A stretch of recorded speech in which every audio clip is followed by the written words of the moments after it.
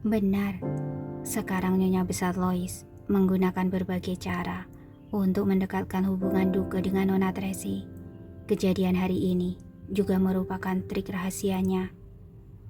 Kamu cari cara untuk memberitahu Nona Tracy. Kamu kira Nona Tracy tidak tahu? Nona Tracy yang sekarang tidak bodoh. Benar juga, situasi saat ini sangat rumit. Mungkin Nona Tracy punya kesulitannya sendiri. Kita jangan terlalu banyak ikut campur.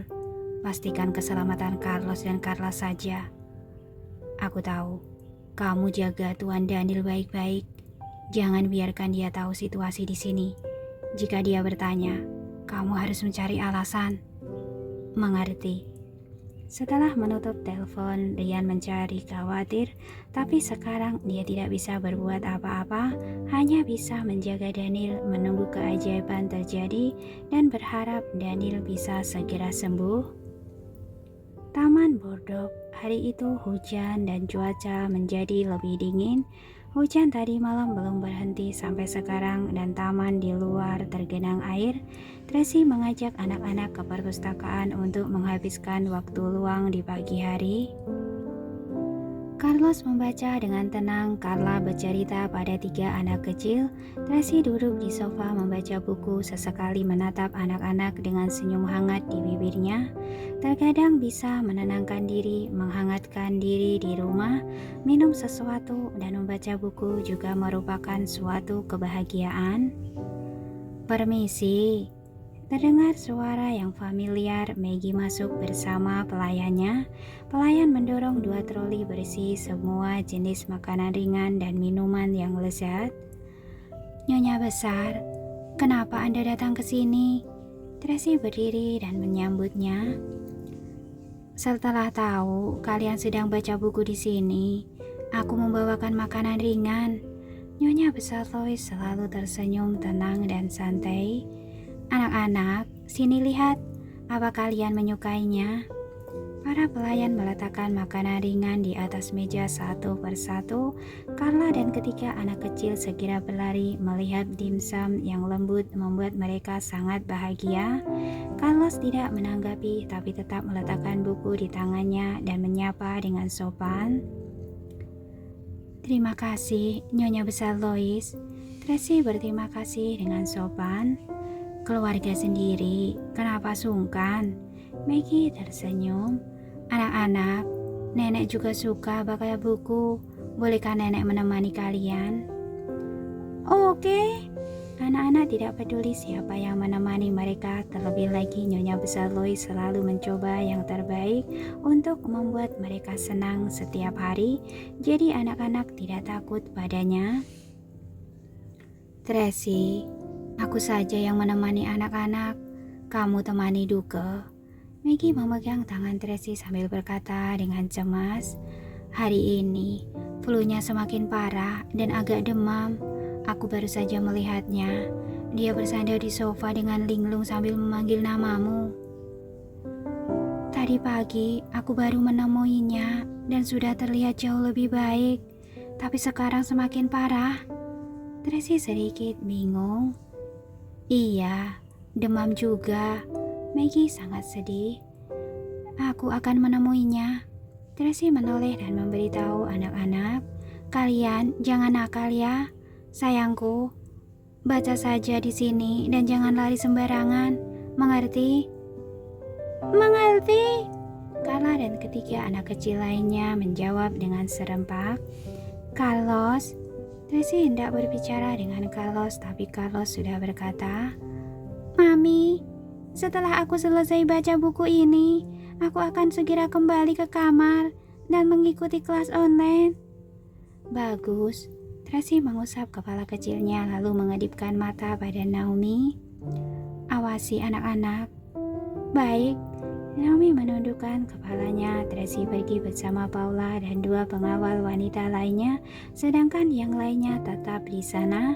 Naomi biasanya lebih waspada daripada Paula, jadi Tracy memintanya untuk tetap melindungi anak-anak.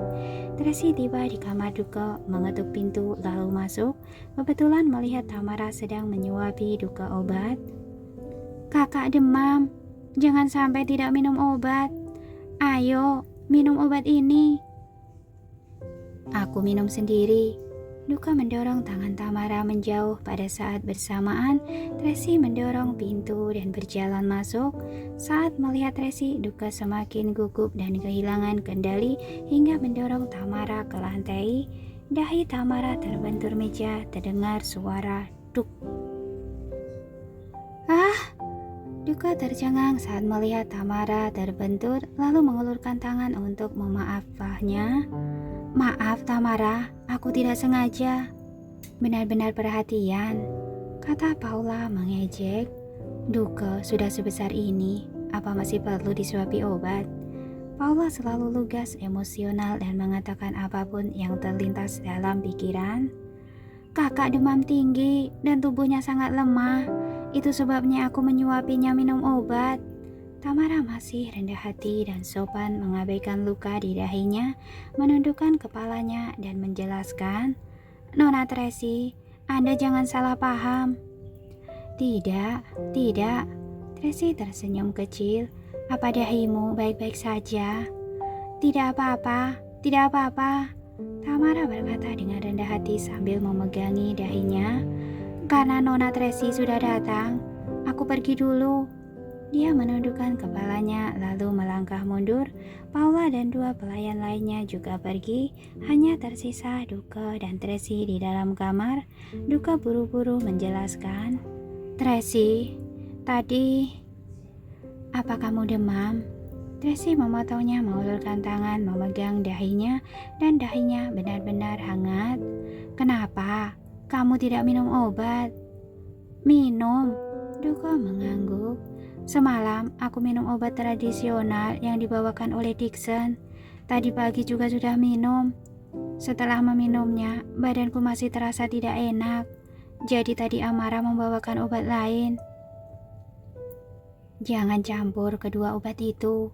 Tracy melihat obat di atas meja sambil mengerutkan kening. Gantilah pakaianmu, aku akan membawamu menemui tabib Hansen. Setengah jam yang lalu, tabib Hansen sudah datang dan memeriksaku. Duka agak dilema. Saat itu ibuku juga ada dan mereka berdua berdiskusi. Kemudian ibuku bilang tubuhku lebih cocok dengan obat modern. Jadi, baiklah. Tracy tidak dapat berkata-kata, tapi dia juga bisa mengerti. Cara berpikirnya berbeda, bisa dimengerti. Dengarkan Nyonya Besar. Apa menurutmu tabib Hansen akan marah? Duka sedikit gelisah. Tadi aku ingin minta maaf dan menjelaskan. Tapi dia bilang dia harus meracik obat lalu pergi dengan tergesa-gesa. Tidak apa-apa, temperamennya tidak seburuk itu. Tracy tersenyum kecil. Karena Nyonya Besar sudah menyiapkan obat modern untukmu, maka kamu harus meminumnya tepat waktu dan istirahat dengan baik. Setelah mengatakannya, Tracy hendak pergi. Tracy, Duka buru-buru memegang tangannya. Apa kamu bisa menemaniku? Tracy hendak menolak, tapi melihat penampilan Duka yang pucat, lemah dan menyedihkan, dia agak tidak tega. Baiklah, aku akan menemanimu sebentar. Oke, Duka sangat gembira. Cepatlah berbaring. Tracy memapahnya berbaring di sofa, menyelimutinya dan menuangkan segelas air untuknya. Tadi sudah minum obat, minum air yang banyak, lalu istirahat. Iya. Duka bersandar di bantal dengan lemah lalu mengeluarkan ingusnya. Tubuhmu benar-benar. Tracy mengerutkan kening saat dia melihat penampilannya yang lemah. Kamu harus sering olahraga. Aku sudah berolahraga, sebenarnya aku jarang sakit. Kali ini entah kenapa, Duka menjelaskan. Tracy, bisakah kamu duduk di sini? Mendekatlah padaku. Selamat istirahat. Tracy menahan amarah, mengambil buku, bersandar di sofa dan mulai membacanya.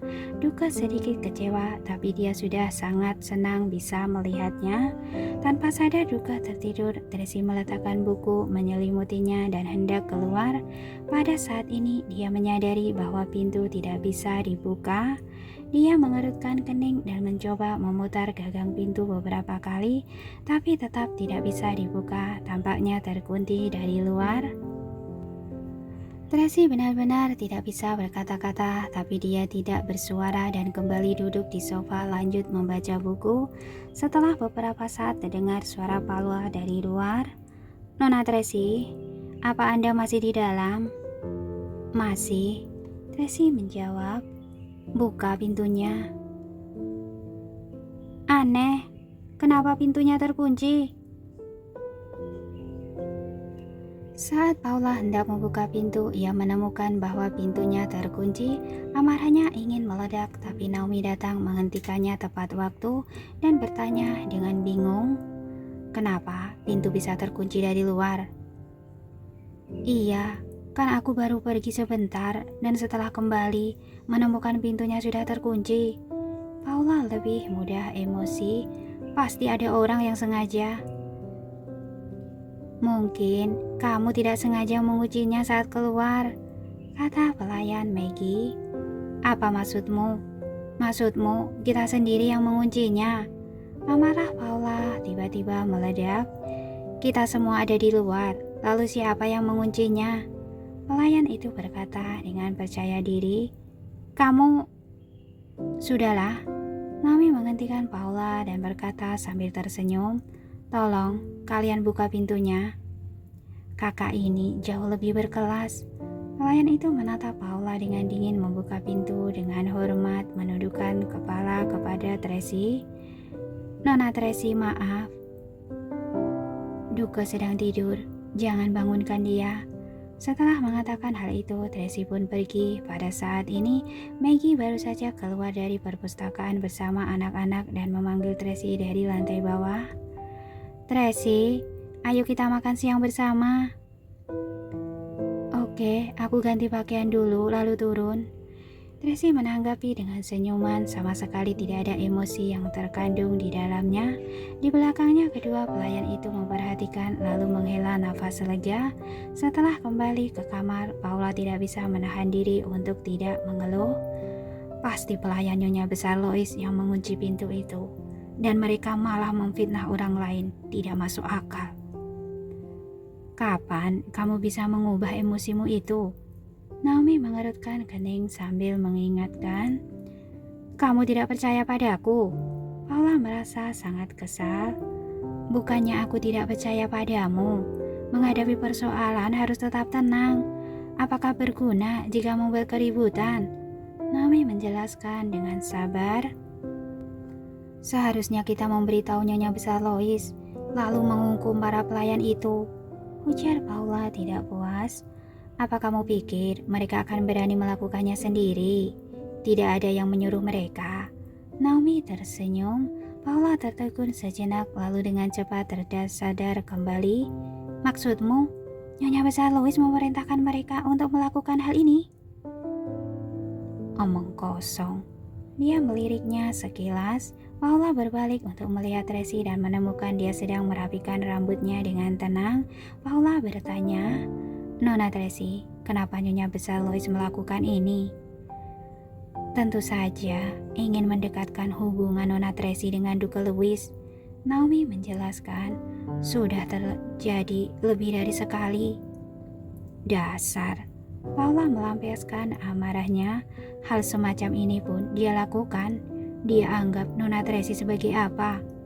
Naomi hanya terdiam sambil menatap Tracy dengan cemas. Sebenarnya dia juga merasa Tracy tidak perlu diperlakukan seperti ini. Keluarga Moore tidak membutuhkan perlindungan keluarga Lois. Mereka juga masih bisa melindungi anak-anak ini. "Masih ada 20 hari lebih. Tenanglah." Tracy pergi ke ruang ganti. "Ambilkan sepatu flat warna krem itu." "Baik." Naomi mengambilkan sepatunya. Paula tidak tahu rencana Tracy meskipun hatinya masih tidak rela, tapi dia hanya bisa mematuhi perintah. Segera Tracy selesai berganti pakaian lalu turun dengan Paula dan Naomi. Maggie mengatur makan siang dengan mewah dan membantu anak-anak duduk di tempat duduk. Tamara juga memapah Duke turun untuk makan bersama. Duke menyipitkan mata sejenak, kondisinya sudah lebih baik, tapi dia tetap mengenakan masker karena takut menularkan pada anak-anak. Seluruh keluarga makan dengan gembira, suasana sangat romantis. Anak-anak makan dengan sangat cepat lalu berteriak-teriak ingin main Lego. Tracy memerintahkan Paula untuk membawa mereka ke sana dan ketiga orang dewasa lanjut makan. Tracy, aku akan menjaga anak-anak. Setelah makan siang, kamu temani Duke saja, kata Maggie dengan ramah. Aku mengerti perasaan Nyonya besar sebagai seorang ibu, tapi Tracy berkata dengan santai sambil memotong steak. Duke bukanlah anak kecil yang perlu aku temani terus-menerus.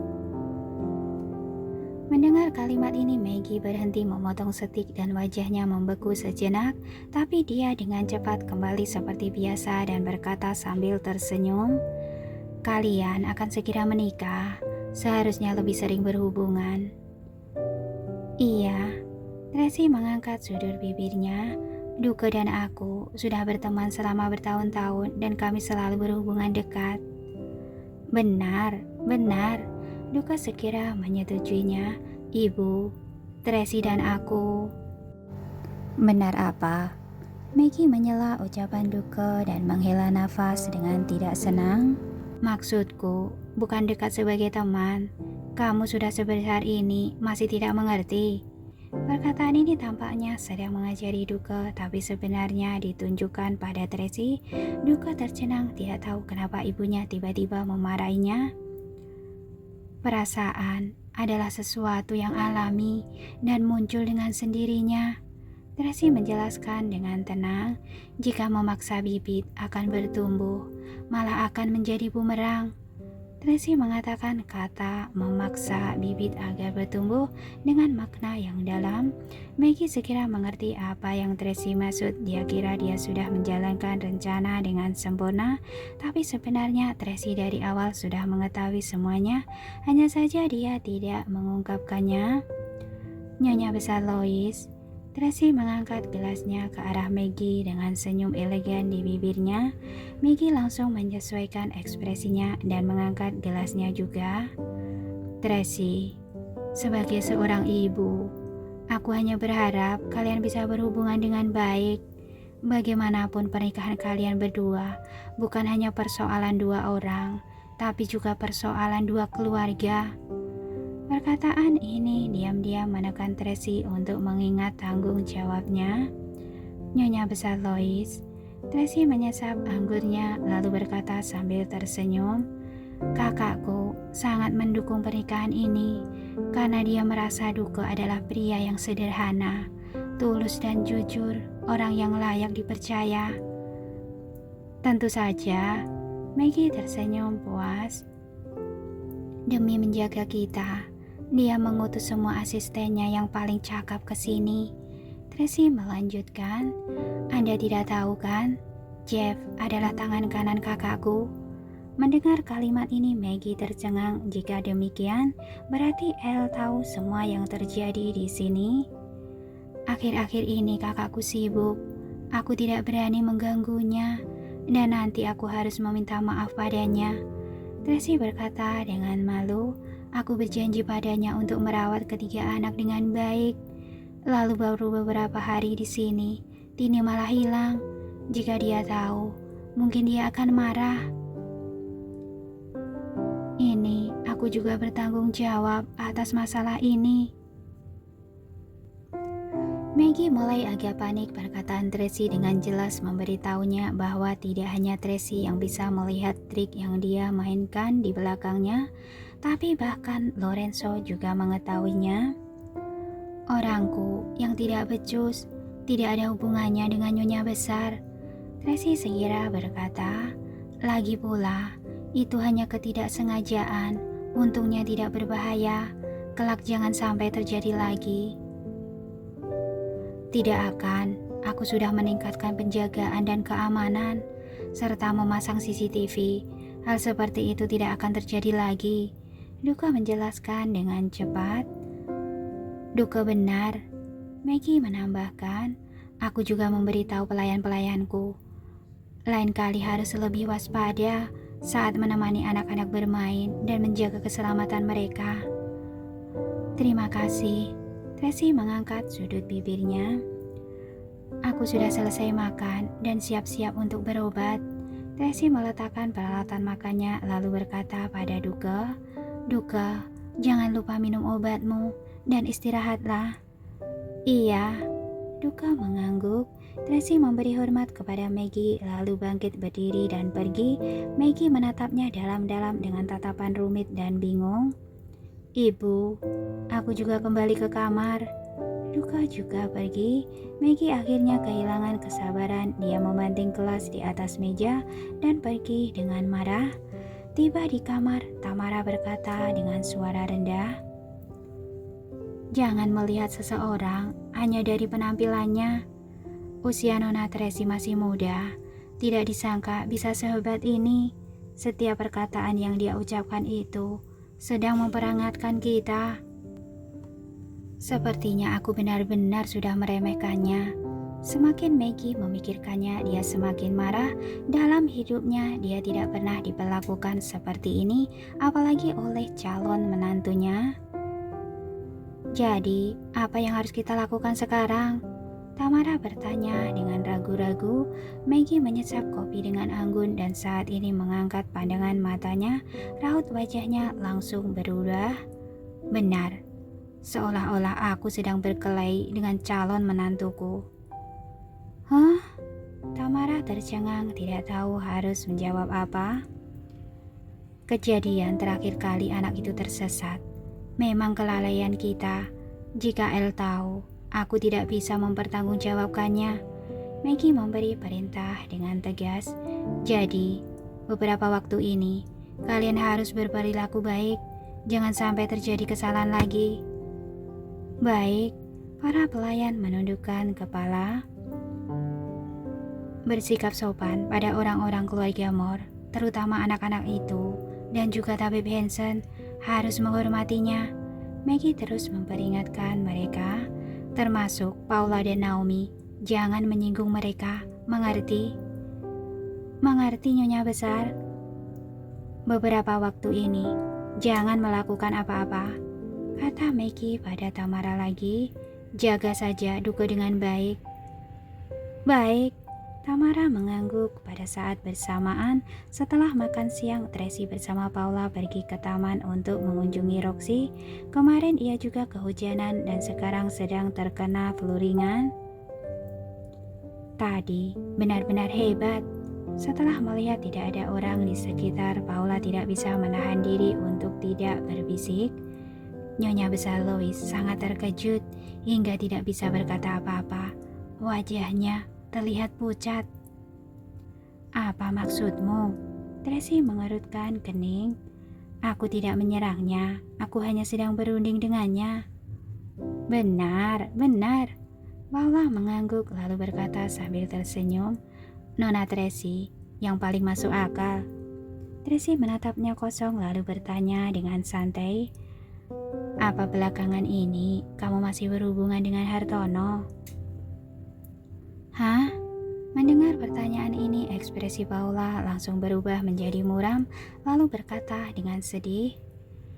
Sejak kembali ke negara Emron, aku ada menelponnya 2 kali, tapi setelah datang ke Bodok, kami tidak berhubungan lagi.